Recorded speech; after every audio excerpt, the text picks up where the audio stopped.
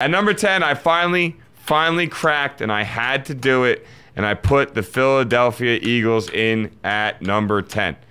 They finally won a game with no turnovers. They still, in their 3 wins, have a combined win of 5 points. They're winning by less than 2 points a game in their 3 wins. I don't like that. For the amount of offensive and defensive talent they have, I feel like they should have at least had 1 or 2 blowouts on their resume so far this year. No disrespect to the Cleveland Browns. I know they've looked consistently pretty good on defense this year, but I really felt like Philly should have been able to blow that one out of the water. They lose to the Arizona Cardinals, a game that, yes, Arizona's 4-0 right now, but that's not a game they should have lost. They go and they beat the Giants with no turnovers, but need a missed field goal and an Eli Manning interception in the end zone to pretty much win that game. And then their other win against Baltimore was a Baltimore defense that somehow lets them drive down the field for the game-winning touchdown, which was something I did not see happening. But either which way, I finally cracked, and I had to put the Philadelphia Eagles as my number 10 team. I had the Vikings. Finally had to crack top 10 with the Vikings.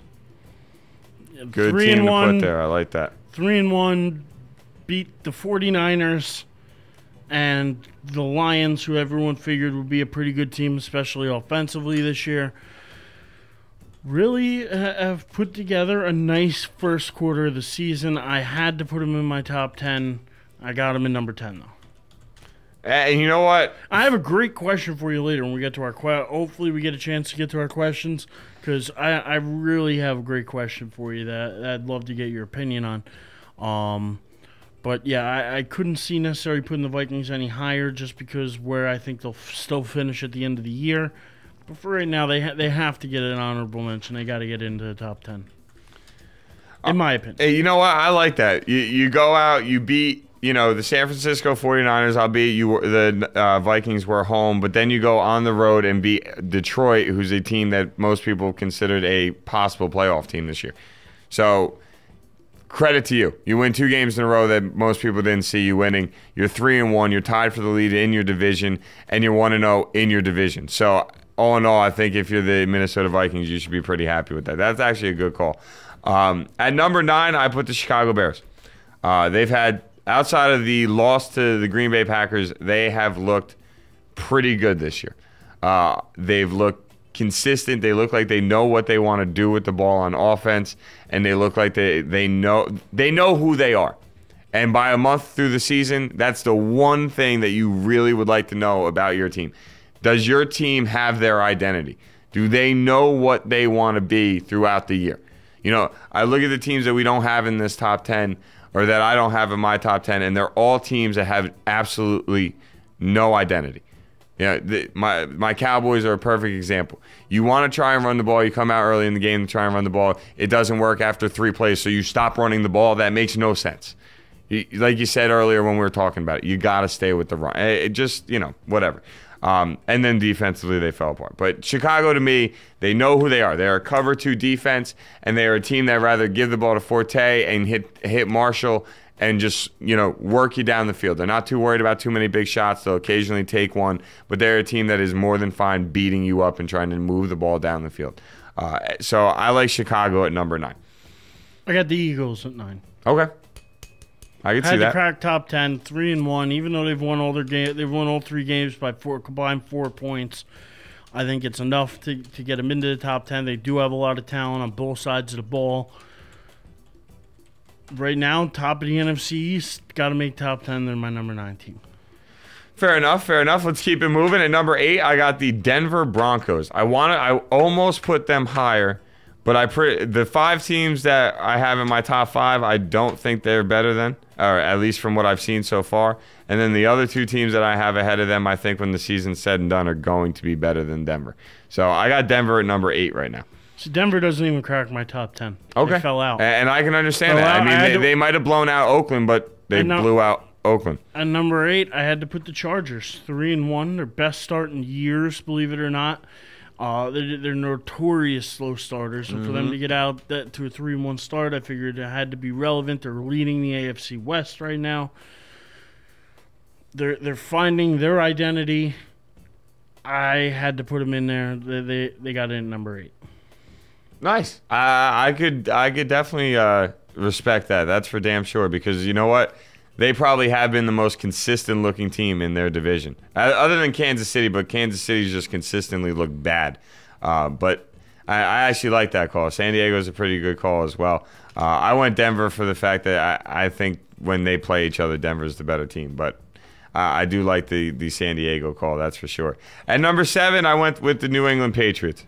And I went with the Patriots strictly based on what I saw this Sunday.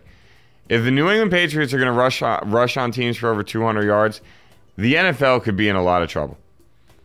I'm sorry. If this team can figure out a run game that consistently works for them, and you still have Brady and all the weapons that you have, this team could end up giving people a headache, because that's the one thing that they have consistently lacked for a decade now, or pretty much since Curtis Martin left.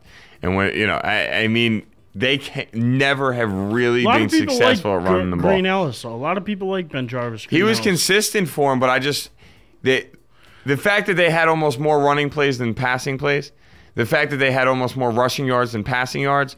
That's what I'm talking about. The fact that this team is willing to commit to the run, and that was down 14 points and they were committing to the run. That to me is a sign for the NFL. Like, if Belichick all of a sudden said to himself, all right, I got to take some of the weight off of Brady's shoulders, I really think this team could be some trouble for people. I really do, especially in the long run. I do. Because if they can run the ball on you, and they're able to execute play action, forget it. Just forget it with this team. But I only have them at 7 because they're 2-2. I got them as well. Yeah. I had them at 7. Yeah, they've lost to teams they shouldn't have lost to. I mean, well, Baltimore I'll let them slide on, but they shouldn't have lost to Arizona. I mean, I hate putting down Arizona this much, and I'll make up for it in a minute. But I hate putting them down this much, but they shouldn't have lost to Arizona. They just, in my opinion, they shouldn't have. At number 6, I have the Green Bay Packers. They looked pretty good against New Orleans. The only issue I had with them and why I couldn't put them any higher, A, you're 2-2, and B, on top of that fact, the defense, the part that has carried them to the 1-2, that helped them actually win the game, the other week. That's what let them down. You let Drew Brees throw for over 400 yards on you. You let the Saints move up and down the field on you. And if Garrett Hartley doesn't shank a field goal, you're 1-3. They escaped with that win. Rodgers and that offense finally started looking like what they were supposed to look like. It was against the worst defense in the NFL right now. So what's that really mean? So it means they're out of my top 10. Green Bay's not even in your top 10. Word. I don't know. Maybe I'm still sold on last year in Green Bay. That could be part of it. You said they're a missed field goal away from 1-3. 1-3. I couldn't put them in my top 10. I actually do respect that. Number 6, I had to put the Bears. They're playing better football right now. They're playing more consistent football. They have the better defense. They have an offense that's putting up points. I don't see Green Bay necessarily being the better team right now. Listen, I was hyped up from last year too, a 15-1 team. They're not that same team this year. They're not. Fair enough, and I can't argue with that. So I got the Bears at 6. I think they have the better run game, consistent run game with Forte and Bush. I think they have just as many weapons. And even though Cutler is prone to more mistakes, obviously, than Aaron Rodgers is, I think they have enough weapons. And to be honest, I like Alshon Jeffrey and Brandon Marshall on the outside better than I like right now Greg Jennings and Jordy Nelson. I just do. I actually could see why you say that. I really can, because Alshon Jeffrey, he's a big human being, man. He really is. And Brandon Marshall, no matter what his mental issues might be, he's a hell of a player. At number 5, I got the Arizona Cardinals. I know they're 4-0, but I still don't trust Kevin Cobb. Beanie Wells is on IR, and Ryan Williams did absolutely nothing this past week against Miami. Kevin Cobb, though, to his credit, has looked like the best fourth quarter QB in the NFL right now. He's really led them on some drives late in games. He's been the best fourth quarter player. You know, as inconsistent as he's been in the first three quarters, he's found a way to have game-winning drives to help his team go down and win. Yeah, and you know what? I know what you're saying too, especially just this past week against Miami. You know, you throw a pick, and then you respond with the pick by coming back and leading the touchdown to say, like, I mean, that's hard to argue with. He definitely showed some brass this past weekend against Miami. I also felt that with how they've looked, it was hard for me to believe that they didn't just dominate Miami either. No Darnell Dockett, though, on that defense is a big impact. I don't care what anybody says. 3-4 defensive ends are very important, and no Darnell Dockett on that defense made a difference on how that defense played last week. That's one thing I will give them. The reason I don't have the Cardinals any higher, though, is because they are kind of a one-dimensional offense. They really don't have much of a run game right now in Ryan Williams. He hasn't been that impressive. Beanie Wells is on the IR. Because of their one-dimensionalness on offense, I think eventually they're going to hit a slide. They're going to lose some games, but they had to crack top five. They've been the hottest team in football. Had to. Since, dating back to last year. Yeah, had to. At number 4, I got Baltimore.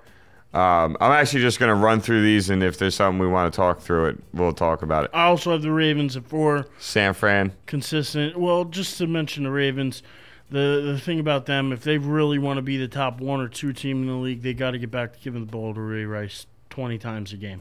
Yeah. Got to get off this 11 to 13 carries. No, and you know what? No disrespect to Joe Flacco. He's played pretty well so far this year. But Ray Rice is what makes that team go. We both have the 49ers at 3. Atlanta at 2. Houston at 1. Yeah, as far as the 49ers go, it's just consistent run game, pass game. They pretty much do everything. I mean, they did have that stumble the week before against the Vikings where they made some turnovers that normally they don't do and things they don't say. But I still think they're one of the best teams in football. The Falcons and the Texans speak for themselves. The only reason I have Texans at 1 instead of 2 is the Texans just seem like a better overall team. Top to bottom. The Falcons last week looked like they might have had some defensive issues. They allowed some scores. They allowed some late drives by Cam Newton. The Texans have just been dominant on all sides of the ball. Yeah, and you know what? The first 2 weeks, I had a hard time giving the Texans props considering the competition that they played against. But the simple fact of the matter is this defense let Chris Johnson have his best game. J.J. Watt is arguably the best defensive player in football right now. Right now, yeah. Definitely playing arguably the best defensive football. But in the first 2 weeks, I'm like, the competition's so-so. But then you play a division game, you win that one.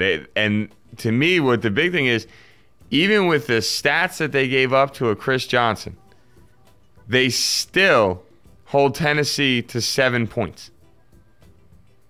Still 7 points. And Chris Johnson finally has a good game. I know, Locker got hurt. It doesn't matter. Hasselbeck threw a touchdown to the tight end. I mean, Hasselbeck played pretty halfway decent for coming in off the bench. But this defense is consistently there, consistently trying to make plays. I mean, they had 2 different touchdowns by the defense this past week. They're constantly getting at the quarterback. You mentioned J.J. Watt, probably playing the best football on defense right now. Balanced offense with Tate and Foster running the ball. Foster's one of the best backs in the league. They got the QB wide receiver combo in Schaub and Andre Johnson. They got a good tight end. They can do things on both sides of the ball. I really like the Texans right now. I do too. And the funny thing is, everybody asks, are you built to play in December and January?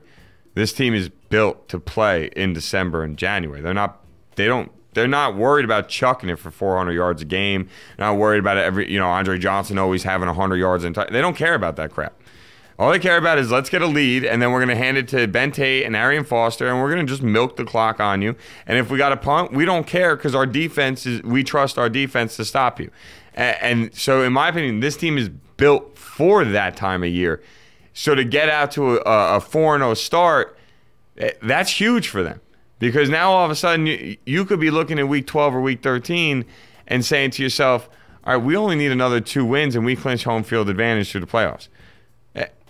That's what you're aiming for out of your regular season. You want to win your division, then you're worried about home field, and then from there you're worried about getting to the Super Bowl. It's pretty much your checklist of what your goals, your large goals in your season as an NFL team. It really is. But I think that I really do like you putting Minnesota in that top 10. I really do. I think from what they've done so far, they deserve it. The Denver-San Diego thing, I don't know. I think San Diego's beating some better teams, but I think Denver is starting to find out who they want to be. I think this past weekend was a beginning to what this team really expects themselves to look like on a weekly basis. They expect to rush for over 100 yards. They don't care if it's McGahee, Ball, they don't care who does it. But I think they expect to be able to run for 100 yards. It's a John Fox offense. John Fox likes running the ball. He just does. They expect Peyton to throw 250 yards and 2 touchdowns. They expect the defense to hold the lead. These are things they all expected, and it finally came to fruition for them on Sunday, and it could be a sign of what they hope to have things come. Big test coming in this week, though, playing New England. We'll obviously talk about that later in the week, but Brady versus Manning is always exciting.